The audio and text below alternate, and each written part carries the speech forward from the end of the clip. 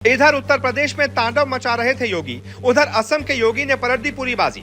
आधी रात लागू कर दिया बड़ा कानून। खबर सुनकर परेशान हो गए भाईजान। असम में जन्मा शख्स ही कर पाएगा अब असम में नौकरी। लव जिहाद किया तो सीधा होगी उम्र कैद। जल्दी से आप भी सुन लो बीजेपी का पूरा नया फरमान, नहीं तो घर बैठे हो जाओगे परेशान। जी, असम के मुख्यमंत्री हेमंता बिस्वा शर्मा ने रविवार को 3 बड़े ऐलान कर दिए। पहला ये कि जल्दी असम में सरकारी नौकरी उन्हीं लोगों को मिलेगी जो असम में ही पैदा हुए हैं। दूसरा, लव जिहाद के मामले में दोषी को उम्र कैद की सजा सुनाई जाएगी।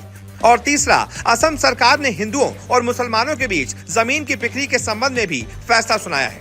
हालांकि सरकार इसे रोक नहीं सकती, लेकिन खरीद बिक्री से पहले मुख्यमंत्री की सहमति लेना जरूरी कर दिया गया है। हेमंता बिस्वा शर्मा ने ये बातें बीजेपी की राज्य कार्यकारिणी की बैठक में कही।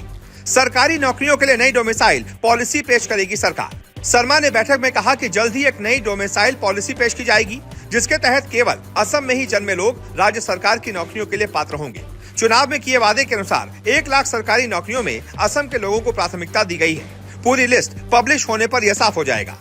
इसके अलावा बैठक में शर्मा की कुछ और प्रमुख बातों पर भी ध्यान दे लेते हैं, जैसे कि असम सरकार भूमि जिहाद और लव जिहाद को रोकने के लिए 2 कानून ला रही है। अगर एक मुस्लिम हिंदू की संपत्ति खरीदना चाहता है या एक हिंदू मुस्लिम की संपत्ति खरीदना चाहता है तो उसे सरकारी अनुमति लेनी होगी। जो लोग लव जिहाद कर रहे हैं उन्हें आजीवन कारावास की सजा सुनाई जाएगी। शर्मा ने दावा किया कि लव जिहाद एक वास्तविक और गंभीर मुद्दा है, जिसमें जबरन धर्म परिवर्तन और धोखे से प्रेम संबंध बनाना शामिल है।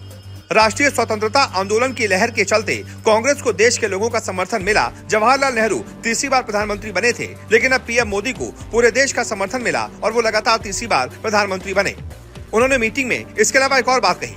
लोकसभा चुनाव में भी कांग्रेस ने असम में सिर्फ 3 सीटें जीती, वहीं एनडीए ने 11 सीटें जीती, लेकिन कांग्रेस ने ऐसा माहौल बनाया कि उन्होंने एवरेस्ट जीत लिया है।